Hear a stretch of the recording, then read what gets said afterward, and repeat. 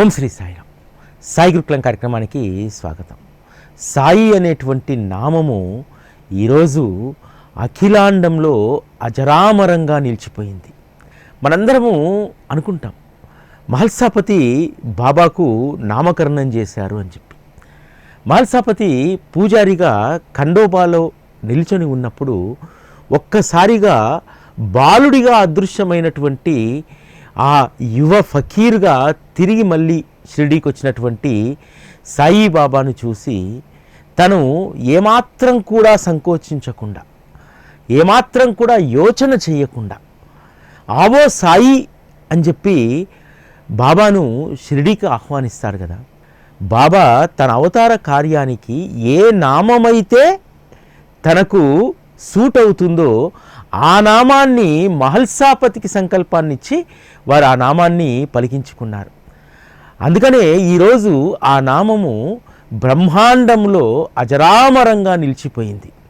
ఈరోజు బాబా పైన ఎవరెన్ని మాటలు మాట్లాడినా సాయి అనేటువంటి దైవాన్ని, సాయి అనేటువంటి నామాన్ని చెరిపేటువంటి సాహసం ఎవరూ చేయలేరు. అది చెరిపేంత అల్పమైనటువంటిది, అది ఈరోజు ఉన్నది రేపు కనుమరుగయ్యేటువంటిది కాదు సాయిబాబా అనేటువంటి ప్రస్థానం. చాలామంది చెప్తూ ఉంటారు. ఇటీవల కాలంలో కరుడు కట్టినటువంటి ఒక సనాతనవాది అంటే ఆయన కూడా నాతోటి ఒక విషయం చెప్పారు. కాలగర్భంలో అనేక తెగలు, అనేక ధర్మాలు, అనేక రకాలైనటువంటి సాంప్రదాయాలు కనుమరుగైపోయాయి. రేపు భవిష్యత్తులో సాయి అనేటువంటి ఇది కూడా కనుమరుగైపోతుంది అని అన్నారు. అది అసంభవమైనటువంటి విషయం. ఎందుకంటే బాబా అవతార ప్రస్థానాన్ని చూస్తే, వారి నామాన్ని చూస్తే ఈరోజు చాలామంది సాయి అనగానే సాక్షాత్తు ఈశ్వరుడు అనుకుంటారు. మరికొంతమంది తమ సర్వస్వమే సాయి అనుకుంటారు. మనలాంటి వాళ్ళము మన జీవితాల్లో మనకు సహాయపడేందుకు, సహాయకారిగా ఉండేందుకు మనవారంటూ ఒకరు ఉండాలి. కాబట్టి మన కోసం వచ్చినటువంటి వారు మన సహాయకారి సాయి అని చెప్పి మనం భావిస్తాం. ఇలా ఎవరు ఎలా భావిస్తే అలా ఆ నామం ఒదిగిపోయింది. అందుకనే సాయి అనేటువంటి నామము అజరామరమైనటువంటిది. చాలామంది చెప్తారు బుద్ధిజం ఒకప్పుడు చాలా ప్రఖ్యాతిగాంచింది, జైనిజం ప్రఖ్యాతిగాంచింది, అనేక ఇజాలు వచ్చాయి. ఆ ఇజాల్లో సాయియిజం ఒకటి అని చెప్పి కొంత వాదన చేస్తూ ఉన్నారు. సాయి అనేటువంటిది ఒక ప్రత్యేకమైనటువంటి ఇజం కాదు, ఒక ప్రత్యేకమైనటువంటి మతం కాదు. బాబా చెప్పినటువంటి దాన్ని అర్థం చేసుకోక, దానిపైన అవగాహన లేక మాట్లాడేటువంటి మాటలు.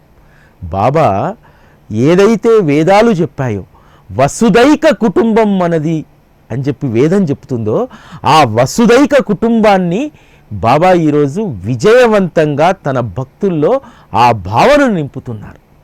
ఈరోజు బాబా మార్గంలో ఉన్నటువంటి వాళ్ళు కులం, మతం, రంగు, వర్ణం ఇవేవీ కూడా పట్టించుకోరు కదా. ఒక శాంతియుతమైనటువంటి ఒక వసుదైక కుటుంబంలో మనమున్నామనేటువంటి భావంతో ఉంటారు కదా. నిజంగా ఏ మతంలో, ఏ తెగలో ఇటువంటి సామరస్యపూర్వకమైనటువంటి భావన ఉండదు. బాబా మార్గంలో మాత్రమే ఇటువంటి సామరస్యపూర్వకమైనటువంటి భావన ఉంటుంది. ఆ రోజు బాబా దగ్గరికి వచ్చినటువంటి వాళ్ళు గొప్ప పండితులు ఉన్నారు, విద్య లేనటువంటి వారు ఉన్నారు, కనీసం ఆధ్యాత్మికంగా పరిణితి లేనటువంటి వారు కూడా ఉన్నారు. వీరందరూ కూడా ఒక వసుదైక కుటుంబంలాగా అందరూ కలిసే ఉన్నారు తప్ప భేదభావన ఎక్కడ ఉండదు. ఇది బాబా సౌచర్యంలో మనకు లభించేటువంటి గొప్ప వరం. ఎందుకంటే ఈరోజు సమాజంలో ఏ ప్రయోజనాన్ని పొందాలన్నా ఆ ప్రయోజనం పొందేటువంటి వాడు మనవాడా కాదా అనేటువంటి చూసేటువంటి దుర్మార్గమైనటువంటి సమాజంలో మనం ఉన్నాం. కానీ బాబా మార్గంలో మనందరము కూడా మనం ఎవరి వారము అంటే మనం బాబాకు చెందినటువంటి వారం. బాబా అవతారమే ఒక విశిష్టమైనటువంటి అవతారం. బాబా అవతారంలో వారి ప్రస్థానాన్ని మనం ఎలా అర్థం చేసుకుంటే ఆ విధంగానే మనకు అనుభవాన్ని బాబా ఇస్తారు. చాలామంది బాబా ప్రస్థానం గురించి రకరకాలుగా మాట్లాడతారు. బాబా కఫ్రీని ధరించి ఉన్నారు, వారి వేషాన్ని చూస్తారు. ఆ వేషాన్ని చూసేటప్పుడు ఒక సూక్ష్మమైనటువంటి యోచన చేయండి. బాబా సటకా పట్టుకోవడము, జోలి తగిలించుకోవడం అనేటువంటిది ఏ సాంప్రదాయానికి సంబంధించిందో తెలుసా? అది నాద సాంప్రదాయానికి సంబంధించింది కదా. నవనాథుల్లో మచ్చింద్రనాథు లాంటి వారు అందరూ కూడా వారి అవతార పరంపరలో ధుని వెలిగించారు. ధుని అనేటువంటిది నాద సాంప్రదాయంలో ఉంటుంది. ఈ రోజుకు కూడా నాద సాంప్రదాయంలో ఉన్నటువంటి పరంపర కొనసాగుతూ ఉంది. నాద సాంప్రదాయంలో ఇప్పటికీ కూడా జ్యోతిర్లింగ క్షేత్రమైనటువంటి భీమాశంకర్లో నాద సాంప్రదాయానికి సంబంధించినటువంటి ఆశ్రమం ఉంటుంది. అక్కడ కూడా ధుని ఉంటుంది. ఆ సాంప్రదాయంలో ఉన్నటువంటి వారు ఇప్పటికీ అనేక మంది ఉన్నారు. అదేవిధంగా మనకు బాబాను దత్తావతారంగా మనం చూస్తాం కదా. దత్తావతారాలను 2 రకాలుగా విభజిస్తారు.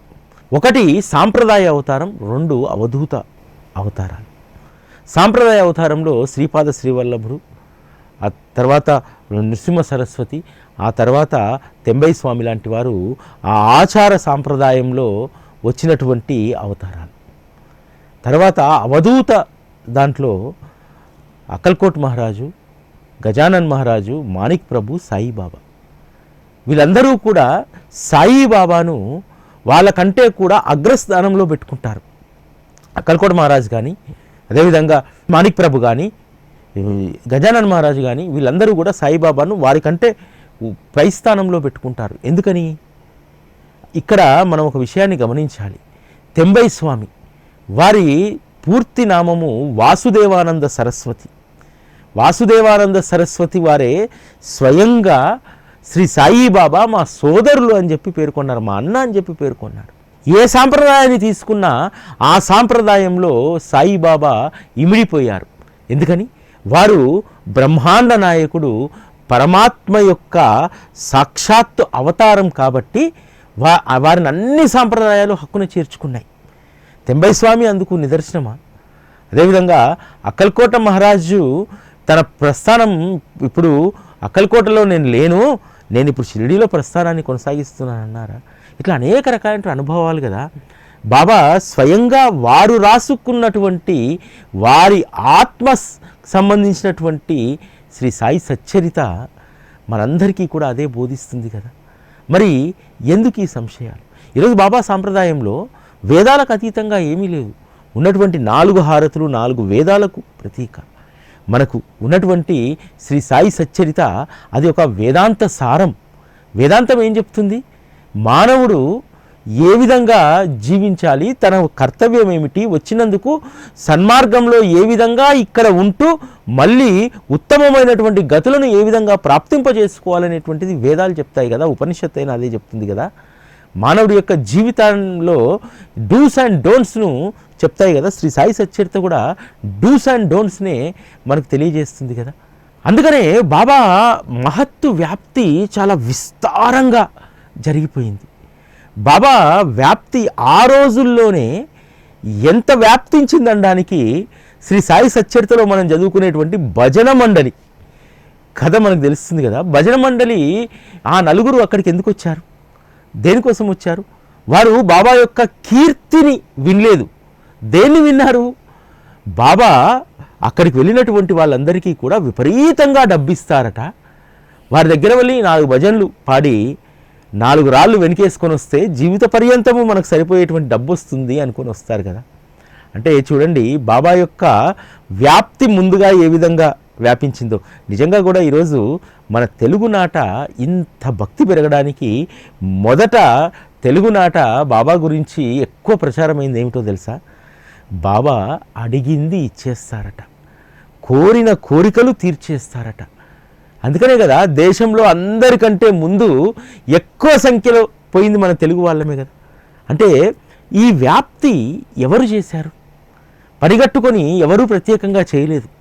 బాబాయే తన వారిని తన వద్దకు తెచ్చుకొని ఉద్ధరించడానికి. మనమందరమేమో ఆశ కోసం వెళ్తాము, బాబా ఏమో మనల్ని సంస్కరించాలనుకుంటాడు.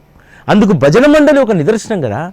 బాబా బాగా డబ్బు మంచేస్తారు, డబ్బు పూట కట్టుకొని ఇంటికి వెళ్ళాలనేటువంటి దాంతో వస్తారు కదా. కానీ బాబా ఏం చేశారు? వాళ్ళకు అద్భుతమైనటువంటి అనుభవాన్ని ఇస్తారు. డబ్బు మాత్రమే ప్రధానం కాదురా, నువ్వు పాడేటువంటి కీర్తనల్లో పెదవుల పైన భగవంతుని భక్తి గానం చేయడం కాదు, హృదయంలో ఉండాలి అని చెప్పి ఆ భజన మండలి యజమానికి తగు బుద్ధిని చెప్పి తన గురువైనటువంటి సమర్థ రామదాసును ఆయనకు ప్రత్యక్షం గావించి ఆ తర్వాత ఆశీర్వదించి పంపిస్తే నిజభక్తితోటి వారు భజనలు చేయడం ప్రారంభించిన తర్వాత వారు వద్దన్నా సరే డబ్బు వారికి దక్కింది కదా. అంటే మొదట మనం అందరం కూడా బాబా దగ్గరికి వెళ్ళేటువంటిది ఏదో ఒక ప్రయోజనం కోసమే మనం వెళ్తాం. అందుకనే ఈరోజు ఆయన వద్దకు కోట్లాది మంది వెళ్ళడానికి మొదట మన స్వప్రయోజనం కోసమే వెళ్తాం. ఎందుకంటే బడికి వెళ్తే కదా మాస్టర్ పాఠాలు చెప్పేది. అందుకనే బాబా కూడా మనల్ని ఏదో ఒక వంకతోటి వారి దగ్గరికి రప్పించుకుంటారు. రప్పించుకొని మన జీవితానికి కావాల్సినటువంటి పాఠాలు వారు చెప్తారు. ఎవరైతే ఆ పాఠాలను వినగలిగేటువంటి జిజ్ఞాస సామర్థ్యాన్ని పెంచుకుంటారో వారికి మాత్రమే అది అర్థమవుతుంది. సచ్చరితనే అందుకు ఒక నిదర్శనం. సచ్చరిత దాదాపు కొన్ని లక్షల మంది పారాయణ చేశారు. దాన్ని అనుసరించేటువంటి వాళ్ళు ఎంతమంది, ఈరోజు దాన్ని అర్థం చేసుకుంటున్నటువంటి వాళ్ళు ఎంతమంది? సచ్చరిత ఎంత జ్ఞానబోధిని అంటే 29వ అధ్యాయంలో ఉన్నటువంటి చివరన ఉన్నటువంటి ఆ 2 పేజీల్లో రాసినటువంటి 2 లీలలను మనం అర్థం చేసుకుంటే సచ్చరిత ఎంత జ్ఞానబోధియో మన వికాసానికి ఎంతగా అది తోడ్పడుతుందో తెలుస్తుంది. గ్వాలియర్లో ఉన్నటువంటి కెప్టెన్ హాటే ఒక కోరిక కలుగుతుంది. ఆ కోరిక ఏంటంటే, చాలా దూరంలో ఉన్నాను కదా, ఆ రోజు ఇంత విగ్రహాలు, ఈ ఫోటోలు ఇవన్నీ ఏవీ లేనటువంటి రోజు. అంత దూరంలో ఉన్నటువంటి నేను రోజు బాబా యొక్క స్పర్శను నేను అనుభవించాలి. తద్వారా నాలో వారి పట్ల మరింత భక్తి విశ్వాసం పెరగాలి, అనన్యమైనటువంటి భక్తిని నేను సాధించాలి అనుకుంటాడు. అందుకు ఒక ఆలోచన వస్తుంది. ఆ ఆలోచన ఏమిటి? బాబాకు నేను ఏదైనా ఒక కాయిన్ను పంపించి మళ్ళీ తిరిగి బాబా అది నాకు పంపిస్తే అది బాబా స్వరూపంగా నేను రోజూ కొలుచుకోవాలి. బాబా స్పర్శ తాకిందంటే అది ఎంత పునీతమైందో, తర్వాత అది నా వద్దకు వచ్చి రోజు నేను దాన్ని తాకితే బాబా చరణాలు తాకినటువంటి అనుభూతి నేను పొందాలి అని అనుకుంటాడు. బాబా అటువంటి కార్యాలను ఎంత త్వరగా నెరవేరుస్తారంటే, వెంటనే ఒక మిత్రుడు వస్తారు, నేను షిరిడీకి వెళ్తున్నాను అని చెప్పి ఎంతో ఆనందంతో ఒక కాయిన్ ఇస్తారు. ఇది బాబాకు ఇవ్వు, తిరిగి ఇస్తే మాత్రం మళ్ళీ నాకు తెచ్చి ఇవ్వు అని అంటారు. ఆ భక్తుడు షిరిడీకి వెళ్తాడు, బాబా చరణాలపైన పడతాడు. మొదట తన దక్షిణ ఇస్తే బాబా వెంటనే జేబులో వేసుకుంటాడు. తర్వాత మరొక రూపాయి ఇచ్చి బాబాకు చెప్తారు, బాబా ఇది గ్వాలియర్లో ఉన్నటువంటి కెప్టెన్ హాటే మీకు పంపారు అని చెప్తారు. బాబా ఆ నాణాన్ని ఎదురుగా పెట్టుకొని 10-15 నిమిషాల పాటు తదేకంగా ఆ నాన్నే చూస్తూ ఉన్నారు. మధ్య మధ్యలో ఆ నాణాన్ని తీసుకొని కుడి బొటన వేలుపైన వేసి పైకి ఎగిరేసి మళ్ళీ నాణాన్ని పట్టుకుంటున్నారు. ఆ తదేకంగా అలానే చూస్తున్నారు. చూసి ఆ తర్వాత వచ్చినటువంటి ఆ వ్యక్తికి ఆ నాణాన్ని ఇచ్చి, ఈ నాణెపు యజమాని ఎవరో ఈ నాణాన్ని తిరిగి ఇచ్చేయి అని అంటారు. ఇక్కడ మనం గమనించాల్సింది ఏంటంటే, గ్వాలియర్ నుంచి వచ్చినటువంటి ఆ వ్యక్తి ఇది కెప్టెన్ హాటే ఇచ్చారని చెప్పారు, కానీ ఇది మళ్ళీ కెప్టెన్ హాటే తిరిగి తీసుకురమ్మన్నారని చెప్పి బాబాకు చెప్పలేదు. అయినా సరే బాబా వారి యొక్క కృపాదృష్టి అంతా కూడా ఆ నాణ్యంలో ప్రసరింపజేసి దాన్ని 2 చేతులతో రుద్ది బొటనవేలుతో దాన్ని ఎగరవేసి మళ్ళీ చేతిలో పట్టుకొని దాన్ని పునీతం చేసి ఆ వ్యక్తికి ఇచ్చి పంపిస్తారు. తర్వాత ఆ వ్యక్తి గ్వాలియర్ వెళ్ళి హాటేకు ఆ నాణ్యాన్ని ఇస్తే హాటే ఎంతో సంతోషపడతారు. తన జీవితానికి ఒక ఆసరా ఆధారం దొరికింది, బాబా స్వరూపంగా కొలుచుకోవడానికి వారు సృష్టించినటువంటి ఆ నాణ్యం దొరికింది అని అంటారు. అంటే ఒక అనన్యమైనటువంటి భక్తి కలిగినటువంటి వారి యొక్క సద్భావనను, స్వార్థపూరితమైనటువంటి కాంక్ష లేనటువంటి వారికి, నిస్వార్థంగా తన ఆశ్రయాన్ని కోరుకునేటువంటి వారి పట్ల బాబా కృప ఈ విధంగా ఉంటుంది. ఇదే అధ్యాయంలో మళ్ళీ ఇంకొక ప్రస్తావన వస్తుంది. వామన్ నార్వేర్కరు షిరిడీవాసి. అతను ఒక ప్రత్యేకమైనటువంటి నాణాన్ని తెచ్చుకుంటాడు. ఆ నాణ్యం ఏంటంటే, ఒకవైపు సీతారాములు, మరొక వైపు అందమైనటువంటి మారుతి ఉన్నటువంటి నాణ్యం. అతనికి ఏం ఆశ కలుగుతుందంటే, అరే ఎక్కడో గ్వాలియర్లో ఉన్నటువంటి కెప్టెన్ హాటేకే బాబా స్పృశించినటువంటి నాణెం ఇచ్చాడే, నాకు ఈ దేవతా స్వరూపం ఉన్నటువంటి ఈ నాణాన్ని బాబా తమ హస్తాలతో స్పృశించి ఇస్తే నా ఇంట్లో సిరి సంపదలకు లోటు ఉండదు, నేను గొప్ప భూస్వామిని ఆస్వామిని అయిపోవచ్చు, అసలు సంపద అనేటువంటిది నా ఇంట్లోనే తిష్ట వేసుకొని కూర్చుంటుంది బాబా గనక ఆ నాణ్యాన్ని తిరిగి ఇచ్చేస్తే. ఎంతో భక్తితోటి ఆ నాణ్యాన్ని తీసుకొస్తారు. తీసుకొచ్చి ముందు శ్యామాకి చెప్తాడు, ఈ నాణ్యం కనుక బాబా స్పృశించి ఇస్తే నాకంటే అదృష్టవంతులు లేడు, నా ఇంట్లో దీన్ని పెట్టుకొని పూజిస్తే సిరి సంపదలు పెరుగుతాయి అని చెప్పి శ్యామాకి చెప్తారు. శ్యామాకే ఈ విషయం ఎందుకు చెప్పాడంటే, నార్వేకర్ ప్రతిరోజు చూస్తూ ఉంటారు, కొంతమంది తెచ్చినటువంటి వస్తువులను, గ్రంథాలను, నాణ్యాలను శ్యామాకి ఇచ్చేస్తాడు. శ్యామాకి ఇచ్చి మన ఖజానాలో పెట్టంటాడు. కాబట్టి ముందుగానే తన అభిమతాన్ని శ్యామాకు చెప్తే, ఒకవేళ శ్యామాకు అది ఇస్తే తిరిగి నాకు ఇవ్వడానికి శ్యామా సిఫార్సు చేస్తాడు అని చెప్పి శ్యామాకు చెప్తాడు. చెప్పి ఇద్దరూ వెళ్ళి బాబా చేతిలో నార్వేకరు అందమైనటువంటి ఆ నాణ్యం, సీతారామచంద్రులు ఉన్నటువంటి ఆ మారుతి సమేతంగా ఉన్నటువంటి ఆ నాణ్యాన్ని చేతిలో పెడతాడు. బాబా దాన్ని చూసి ఎంతో ఆనందపడిపోయి జేబులో వేసేసుకుంటాడు. వెంటనే శ్యామ రాయబారం చేస్తాడు, బాబా ఆ కాయిను మీరు తిరిగి ఇస్తే నార్వేకర్ తన ఇంట్లో పెట్టుకొని పూజించుకోవాలనుకుంటున్నాడు అని అంటే, బాబా అంటాడు, సరే శ్యామ, దీని విలువ ఎంత ఉంటుంది చెప్పు అని అంటాడు. బాబా 25 రూపాయల వరకు ఉంటుంది అంటారు. సరే 25 రూపాయలు తెచ్చి మనది ఇస్తా అంటారు. అన్న తర్వాత నార్వేకరు 25 రూపాయలు, ఆ రోజు 25 రూపాయలు అంత త్వరగా జమగావు. 25 రూపాయలు అంటే చాలా పెద్ద అమౌంట్. ఆ రోజు షిరిడి అంతా తిరిగి వాళ్ళ దగ్గర వీళ్ళ దగ్గర పోగు చేసి 25 రూపాయలు సాయంత్రానికి తీసుకొస్తారు. తీసుకొచ్చి, బాబా ఇదిగో 25 రూపాయలు నా నాణ్యం నాకు ఇవ్వు అని అంటాడు.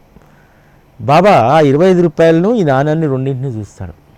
లేదు శ్యామ, ఇది డబ్బుతో పోల్చేటువంటి ఆ డబ్బుతో సమానమైనటువంటిది కాదు, ఇది ఇవ్వడానికి కుదరదు, మన ఖజానాలో పెట్టు అని చెప్పి ఇచ్చేస్తాడు.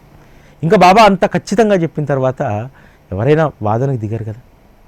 ఇక్కడ గ్వాలియర్లో ఉన్నటువంటి హాటేకు ఎందుకు నాణాన్ని పంపాడు, షిరిడీలో ఉన్నటువంటి నార్వేకర్కు ఎందుకు నాణ్యాన్ని ఇవ్వలేదు?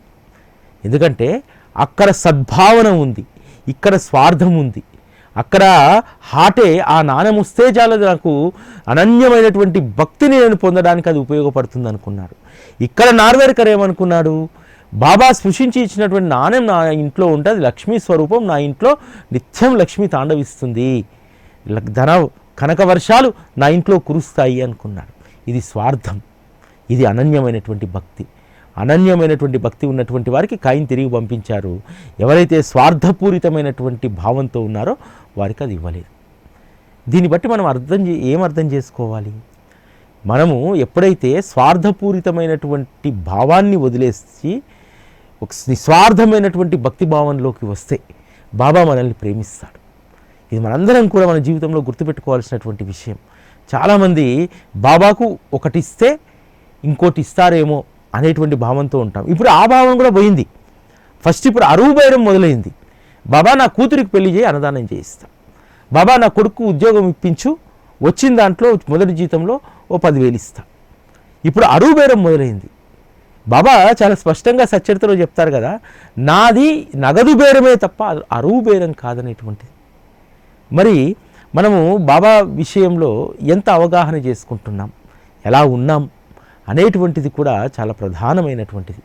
భక్తులు సమర్పించినటువంటి అనేక గ్రంథాలు, ఈ నార్వేకర్ ఇచ్చినటువంటి ఆ సీతారాముల యొక్క ఆ కైన్ కూడా ఎందుకు శ్యామాకి ఇచ్చేవారు? బాబా చెప్పేవారు, ఇది మన ఖజానాలో పెట్టుకో, దీన్ని పూజించు, రోజు దీనికి అభిషేకం చెయ్యి, ఇది మన వద్ద ఉంటే మంచిది అని చెప్పేవారు. ఎందుకు శ్యామా పట్ల అంత ప్రేమ ఎందుకు? ఇది కూడా మనకు ఒక పక్షపాతంలా అనిపిస్తుంది కదా చూసేటువంటి వాళ్లకు. ఎందుకు అన్ని శ్యామకే ఇవ్వాలి? ఎందుకు ఇవ్వాలంటే శ్యామలో నిస్వార్థమైనటువంటి భక్తి ఉంది. ఏ రోజు కూడా దేనిని కూడా వారు ఆశించలేదు. అందుకనే నిస్వార్థమైనటువంటి భక్తి ఉన్న చోటనే వారి ఖజానాన్ని పెట్టేటువంటి వారు. అందుకని అనేక వస్తువులు శ్యామాకి ఇచ్చేటువంటి వారు. బాబాకు ఎవరైతే నిస్వార్థమైనటువంటి సేవ చేస్తారో వారి పట్ల ప్రేమ కలిగి ఉంటారు. మనము చంద్రాబాయి భోర్కర్ గురించి చాలా సందర్భాల్లో చెప్పుకున్నాం కదా. ఎందుకు బాబా మహాసమాధి సమయంలో ఒక్క చంద్రాబాయి భోర్కర్ పేరే ఎందుకు తలిచాడు, ఎందుకు రమ్మని లేఖ రాయమన్నారు? అనేక మంది భక్తులు ఉన్నారు కదా, దురందరే లాంటి గొప్ప సంపన్నులు, పేరు ప్రఖ్యాత కలిగినటువంటి వాళ్ళు ముంబైలో ఉన్నారు. వారిని కాదని ఎందుకు బాబా వీరినే పిలిపించుకున్నారు? సావిత్రిబాయి టెండూల్కర్కు అనన్యమైనటువంటి భక్తి కలిగి ఉన్నటువంటి వారు బాబా పట్ల. వీళ్ళందరికంటే కూడా ఎందుకు భోర్కర్ని పిలిపించుకున్నారు? చంద్రాబాయి భోర్కరు ఏ రోజు బాబాను ఏ కోరిక కోరలేదు. తనకు ఇబ్బంది ఉంది, సంతానం లేకపోతే వంశం నిలబడదు అనేటువంటి బాధ కూడా ఏ రోజు బాబా దగ్గర ప్రకటించలేదు. కేవలం ఆమె కోరుకున్నటువంటిది తన ఇష్టం వచ్చినప్పుడు, తనకెప్పుడు మనస్సులో బాబాను దర్శించాలనేటువంటి కోరిక కలిగితే ఆ క్షణం షిరిడీ వచ్చేటువంటి అనుగ్రహం ఉంటే చాలు అనుకుంది. అందుకనే బాబా చివరి క్షణంలో ఆవిడని తలిచారు.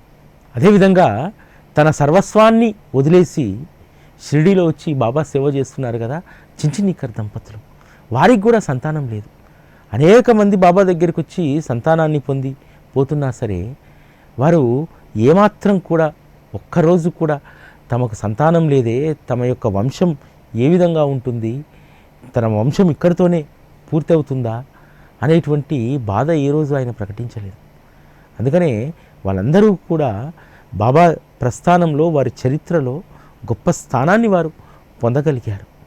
మనం కూడా బాబా పట్ల అనన్యమైనటువంటి భక్తితో ఉన్నామనేటువంటి భావంతో ఉంటే, ఆ భావన ఎప్పుడు వస్తుందంటే స్వార్థపూరితమైనటువంటి వాటి అన్నింటినీ కూడా వదిలించుకొని బాబా పట్ల అనన్యమైనటువంటి భక్తిని కలిగి ఉంటే నీ జీవితంలో నీకు ఏది కావాలో వాటన్నింటినీ బాబా అనుగ్రహిస్తారు. అనన్యమైనటువంటి భక్తి ఉన్నటువంటి వారికి అనుగ్రహం వెంటనే లభిస్తుంది. ఎందుకంటే మనము ఏదీ ప్రత్యేకంగా కోరనటువంటి స్థితికి మనం వెళ్తాం. కేవలం మనం ప్రయత్నం చేసుకుంటూ వెళ్ళిపోవడమే, మన జీవితాన్ని మనం లీడ్ చేస్తూ వెళ్ళిపోవడమే. ఆ లీడ్ చేస్తూ వెళుతున్నప్పుడు వచ్చేటువంటి ఎత్తుపల్లాలు, వచ్చేటువంటి గుంటలు, అదేవిధంగా ముళ్ళదారులు, వీటన్నింటినీ కూడా బాబా గమనిస్తూ వాటి నుంచి తప్పించి మనల్ని సరైనటువంటి దిశలో మన జీవన ప్రయాణాన్ని ముందుకు సాగిస్తారు. ఇప్పటి నుంచే భయపడుతూ ఉంటారు, అయ్యో నా పిల్లవాడు భవిష్యత్తు ఏమిటో, వాడు 10వ తరగతికి కూడా రాడు, బాబా నా బిడ్డ బాధ్యత నీదే, వాడు ఇప్పుడు 8వ తరగతిలో ఉంటాడు. ఎందుకు నీకు అటువంటి ఆతృత, ఎందుకు అటువంటి తాపత్రయం, ఎందుకు? ఒకసారి బాబా దగ్గరికి వచ్చిన తర్వాత అనన్య భక్తిలో ఉంటే సర్వం నీవే చూస్తున్నావు అనేటువంటి భావనలోకి మనం రావాలి. ఈరోజు ఏ ధైర్యంతో సాయి గురుకులం అనేటువంటి ఒక సత్సంగ పాఠశాలను ఏర్పాటు చేయాలనేటువంటి ప్రయత్నం చేశాను. నిజంగా వాళ్ళు వచ్చి భూమి అమ్ముతామన్నటువంటి రోజు నిండుగా చేతిలో ₹1,00,000 లేవు. కానీ ఆ ₹1,00,000 వారికి ఇచ్చేసాం టోకెన్ అమౌంట్గా. మీకు చాలా సందర్భాల్లో చెప్పాను కదా, వరాల సాయి మందిరానికి స్థలాన్ని మనం తీసుకున్న తర్వాత దాంట్లో పని మొదలు పెట్టాలంటే ధైర్యం సరిపోలే. చాలా రోజులు బోరేసి కూడా దాదాపు 1 నెల రోజులు ఆపాం. ధైర్యం సరిపోవట్లేదు. ఎందుకనంటే ఎట్లా అంత డబ్బు మనం మొబిలైజ్ చేయగలుగుతాం అనేటువంటి ఒక ఆత్మన్యూన్యత భావన. కానీ బాబానే పంపించినట్టు ఒక మేస్త్రి వచ్చి, మీకు ఎందుకు సార్, నేను చేస్తానని అన్నాడు. ఎంతో కొంత ఇవ్వండి అడ్వాన్స్ అన్నాడు. అతను మామూలుగా మనం అంత పెద్ద స్థలంలో గుడి అంటే ఎదుటివాడు ఏం ఎక్స్పెక్ట్ చేస్తాడు, సార్ 2-3 లక్షలు అడ్వాన్స్ ఇస్తారులే అనుకుంటారు.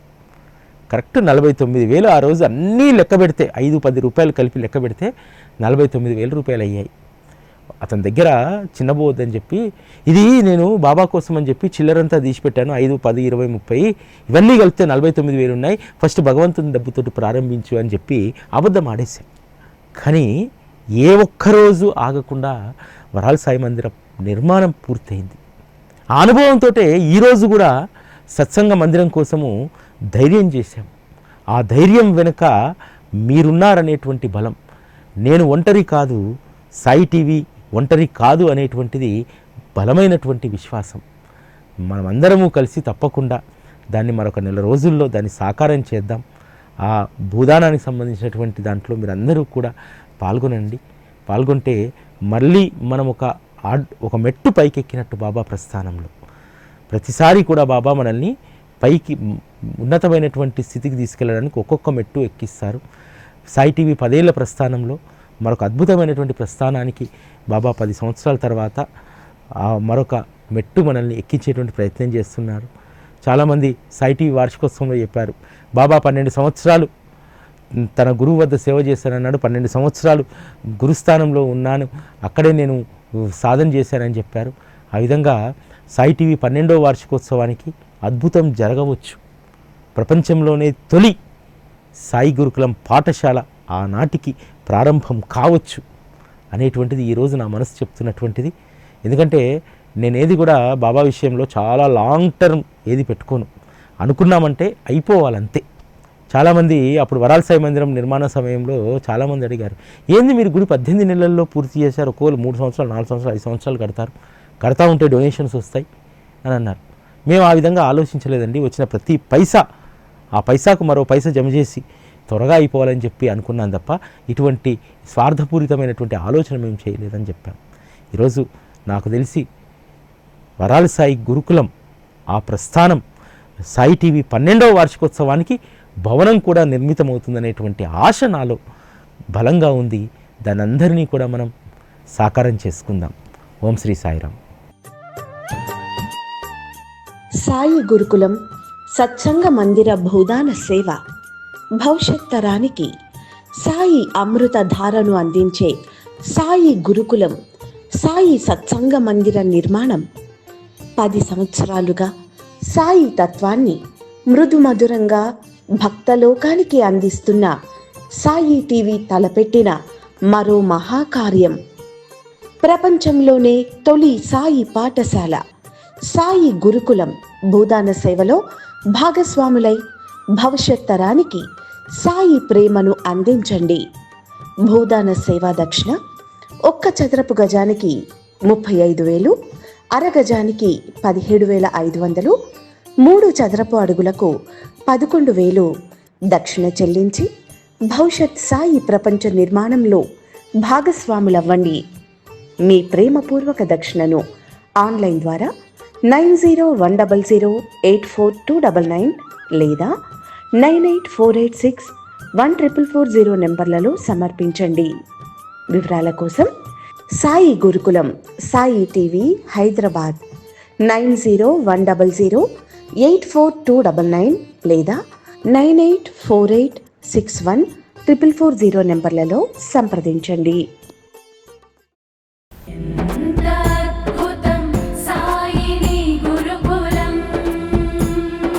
శిక్షణే తప్ప శిక్షలు లేని శరణాగతి సౌదం.